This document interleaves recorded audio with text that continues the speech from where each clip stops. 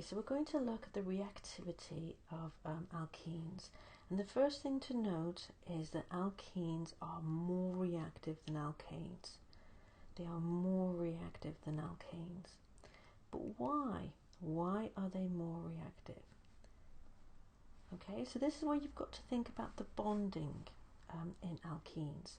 So remember that we have the sigma bonds. So we take ethene and we've got the sigma bonds, the single covalent bonds, and then we've got the p orbitals which overlap above and below, and that's your pi bond.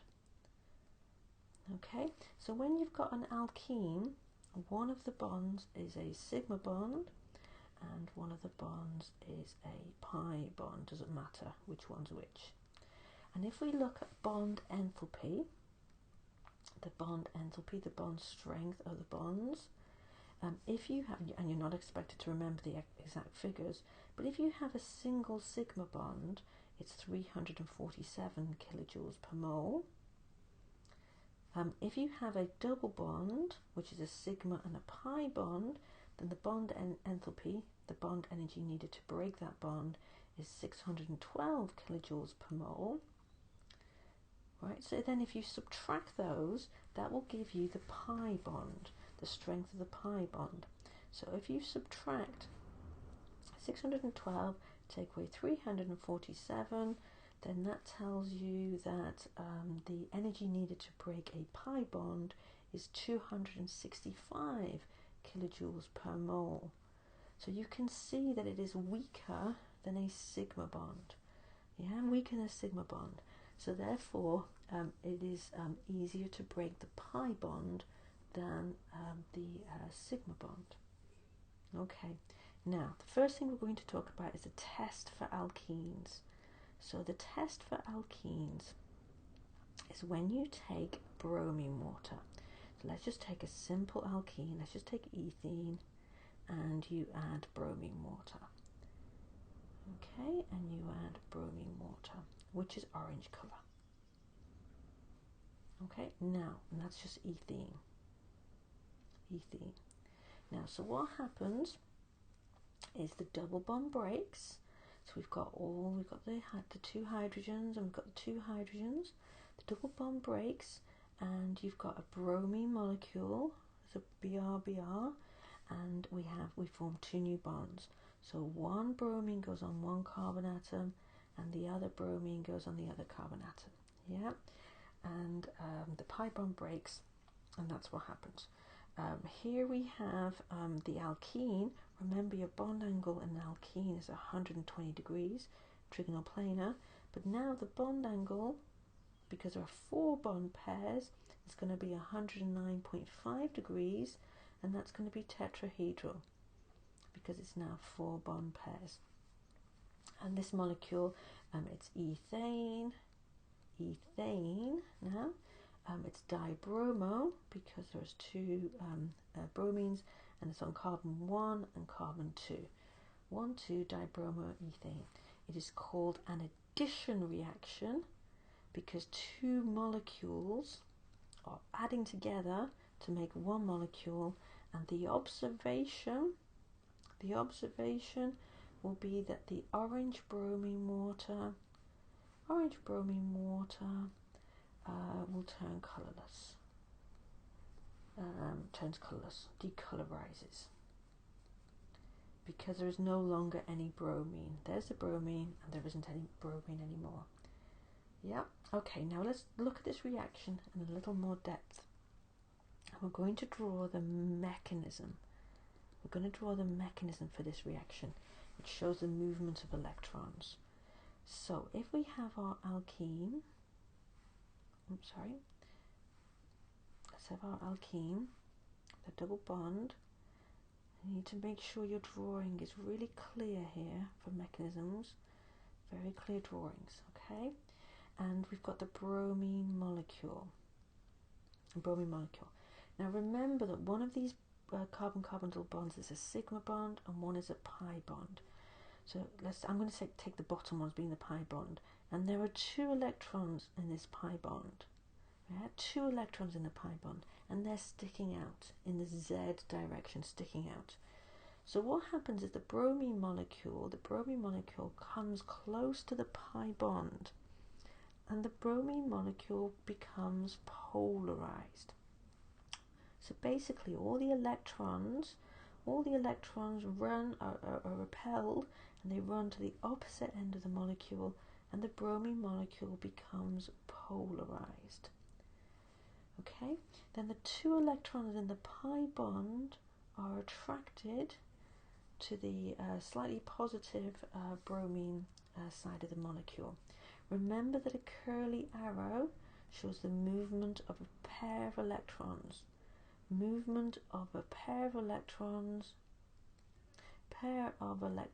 to make or break a covalent bond.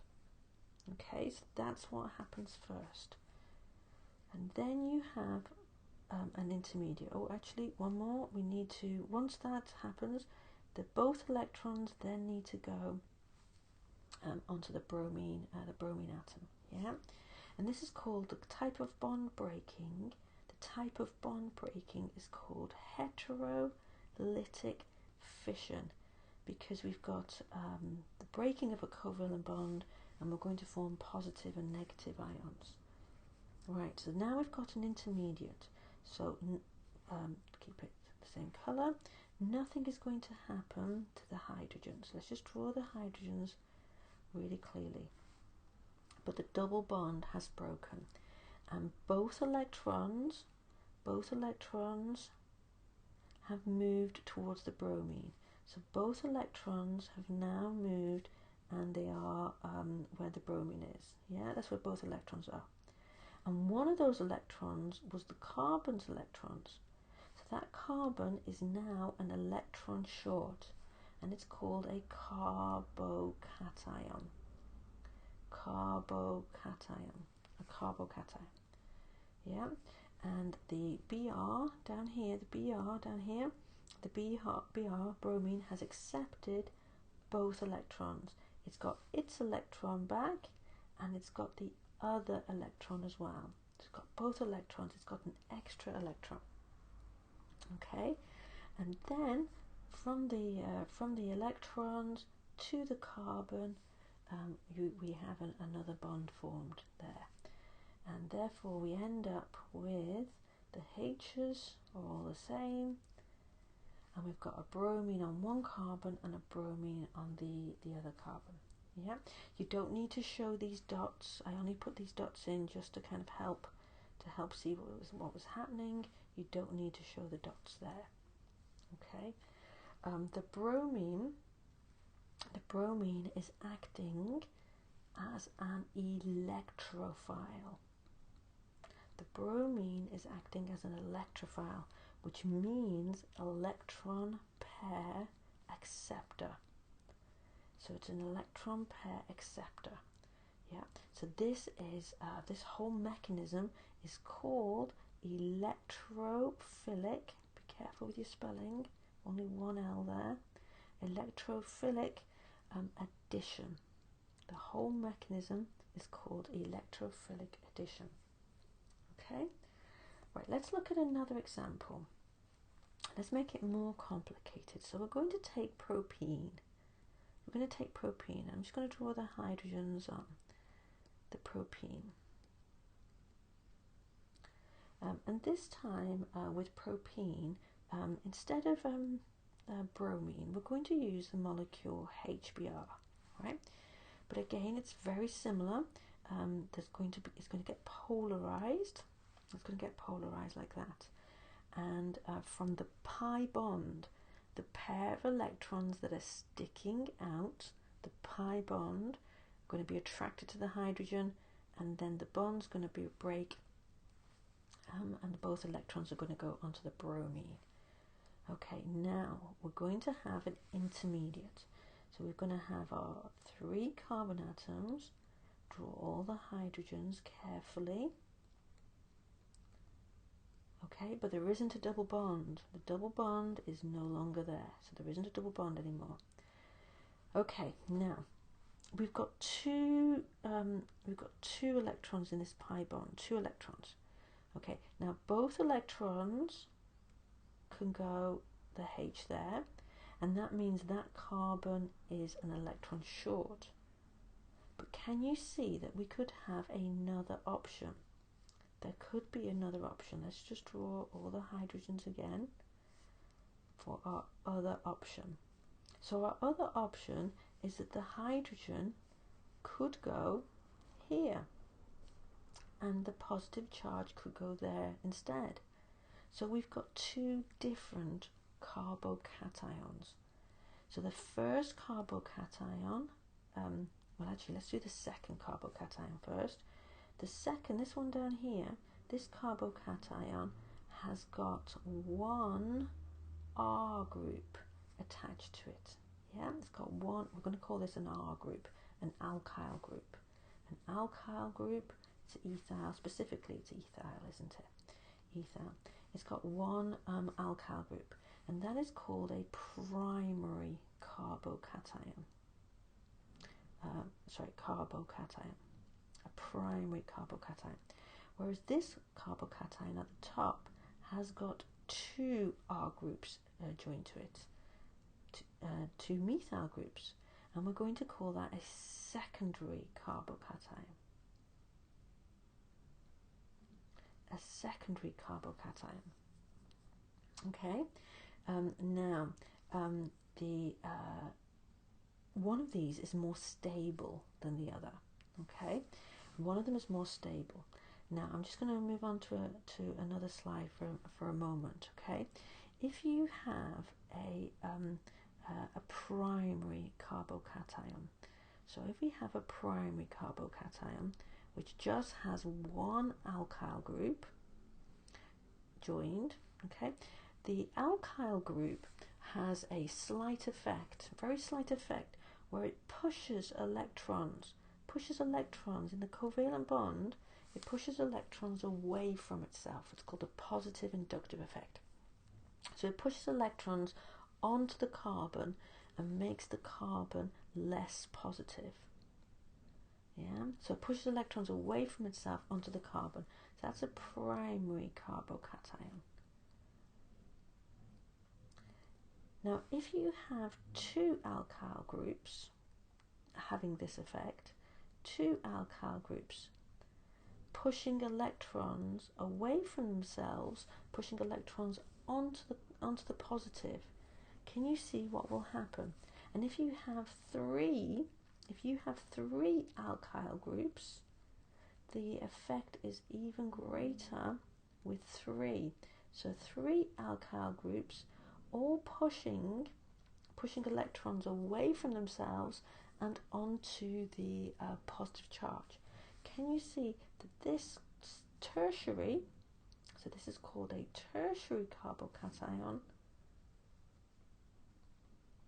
is going to be the most stable intermediate.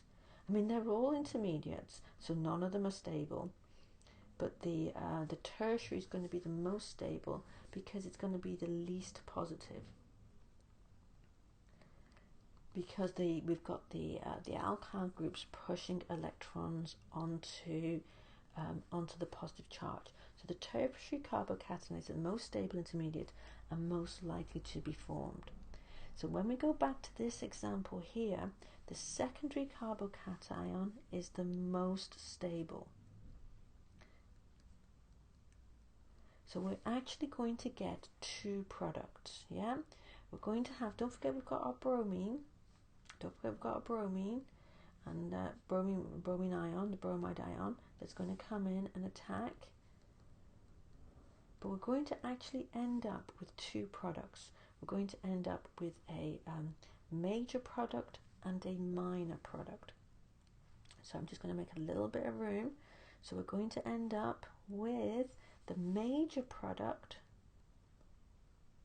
because the secondary carbocation is the most stable.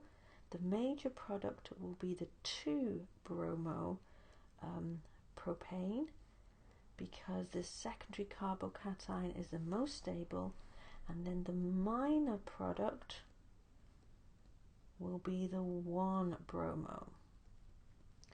1-bromo. And it's about the stability. It's about the stability of the carbocation. So we've got minor product and we've got the major product. Okay? Right. And this is actually called the Markovnikov's. The Markovnikov's rule. I'm just going to write it here because I've got nowhere else to write it. The Markovnikov, spell it carefully here. Oops. Markovnikov's rule. Okay, and basically the tertiary carbocation is the most stable intermediate and will be the major product. The major product. Okay, a couple of other reactions you need to know about. We need to know about the hydration of alkenes. The hydration of alkenes. So if you take, let's just take ethene as a straightforward example, and we react it with steam, and we have an acid catalyst, something like phosphoric acid catalyst, then we can make alcohol. So we just draw the H's, nothing happens to the H's, but the double bond has broken, and remember that water is like this, so we get the H on one carbon and the OH from the water on the other carbon, and that makes ethanol. Okay, with an acid catalyst. Another reaction we need to know about is the hydrogenation of alkenes. So this is the hydrogenation, and this is adding hydrogen basically. So if you have a double bond, for every double bond you need 1 hydrogen molecule. We need a catalyst. The catalyst is normally nickel, but there are other catalysts that will do this, but nickel is a good one to remember. 150 degrees, and what happens? Nothing happens there. There's the hydrogens, the normal hydrogens, but the double bond that was there, the double bond has broken, and we've got 2 new bonds, and H on one and H on the other. So basically we're turning an alkene into an alkane. An alkene into an alkane. And an important thing to remember here, if we had a molecule like this molecule, for example, buta-1,3-diene, we've got 2 double bonds. Yeah, we've got 2 double bonds. So we're going to need 2 hydrogen molecules. You need a hydrogen molecule for each double bond, and that will just take it to butane. Okay, just take it to butane, because you'd have to add a hydrogen bond across each double bond. Okay, there's an industrial application of this hydrogenation. The industrial application is making margarine. So making margarine is an industrial application of this. This is where you take a long chain alkene. So I'm just going to put different R groups. We don't know what the R groups are, but a long chain unsaturated molecule, long chain unsaturated hydrocarbon, vegetable oil basically. We take some vegetable oil, yeah, long chain unsaturated, which is a liquid. Vegetable oil is a liquid. And we add hydrogen, however many hydrogens we need, nickel catalyst, 150 degrees, and we make a long chain saturated. Okay, so a long chain, we don't know what the R groups are, a long chain saturated molecule, a long chain saturated molecule, which is the margarine. Which is margarine, which is a solid. Margarine, which is a solid, and it's solid because the long chains. When you have long chain alkanes, they're like zigzags like that, and they can pack really close together, and so therefore it makes a solid.